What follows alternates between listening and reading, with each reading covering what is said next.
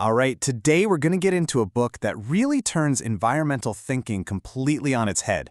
It's Timothy Morton's Ecology Without Nature. And let me tell you, it's a wild ride that asks us to rethink one of the most powerful and maybe most dangerous ideas we have. So let's just jump right into the big, crazy idea at the heart of this book.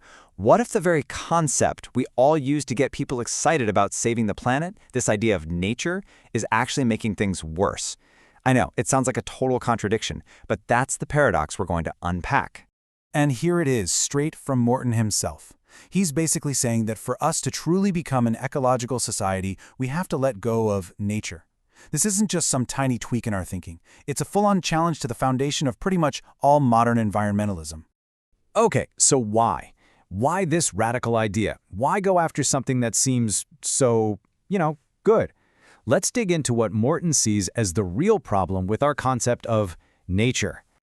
So the first big idea to get your head around is this. Nature, according to Morton, isn't actually a thing. It's an idea. He calls it a transcendental term in a material mask. What he means is, while we think we're talking about actual trees and rivers, we're really talking about this big, powerful, almost spiritual idea that we've kind of plastered on top of the real world.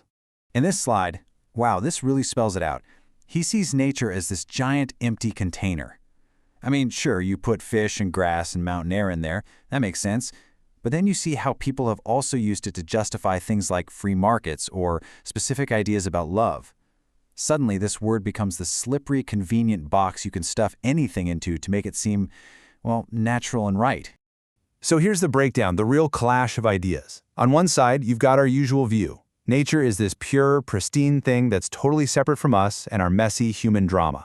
But Morton argues the exact opposite.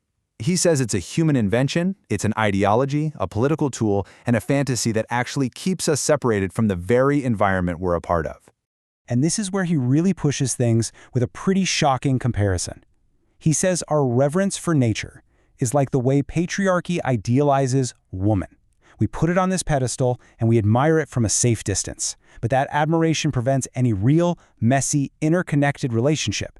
We end up admiring a fantasy, not engaging with the actual, complicated reality.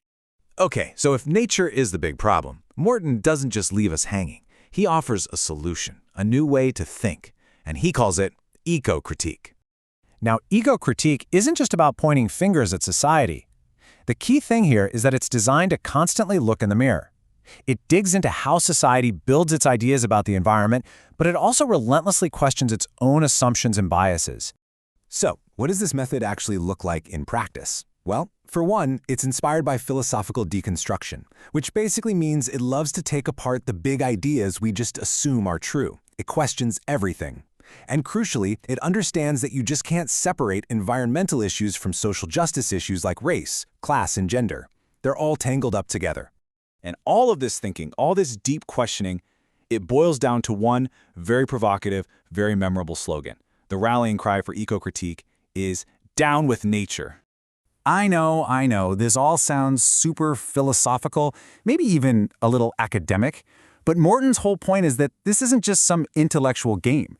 He argues this crisis in how we think is directly tied to the very real crisis our planet is facing right now. And then he drops another bombshell on us. He says we're not waiting for some future ecological catastrophe to happen. We're already living right in the middle of it. The disaster isn't on the horizon. It's the air we breathe. It's the weather patterns.